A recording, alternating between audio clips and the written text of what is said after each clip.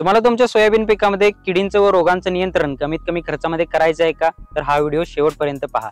सगळ्यात पहिली बाब म्हणजे टोकनने तुम्हाला वाणाची निवड ही कीड व रोग प्रतिरोधक वाण म्हणून केली पाहिजे. त्यामध्ये तुम्ही सुधारित वाण वापरू शकताय. त्यामध्ये JS 335, JS 9305 किंवा KDS 726 असेल, KDS 753 किंवा KDS 792 यांसारख्या वाणांचा तुम्ही उपयोग करू शकताय.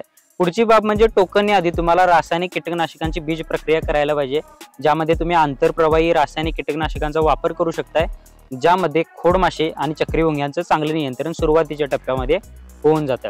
याच्यासोबत तुम्हाला ज्या पिकामध्ये किडी दिसतात तर त्या किडी वेचून मारायच्या आहेत सुरुवातीच्या टप्प्यामध्ये. याच्यासोबत तुम्ही पाने खाणाऱ्या अळीसाठी आणि शेंगा खाणाऱ्या अळीसाठी कामगंध सापळ्यांचा वापर करू शकताय किंवा रस शोषक किडींच्या नियंत्रणासाठी पिवळ्या व निळ्या चिकट सापळ्यांचा वापर सुद्धा करू शकताय. तर या सुरुवातीच्या टप्प्यामध्ये या बाबींचं चांगल्या पद्धतीने पालन झाल्यास आपला रासायनिक कीटकनाशकांवर जो होणारा खर्च आहे तर तो निम्म्यापर्यंत कमी येऊ शकतोय. सोयाबीन पिकामध्ये कीड नियंत्रणाचा खर्च कमी करण्यासाठी तुम्ही काय करताय आम्हाला कमेंटमध्ये नक्की सांगा.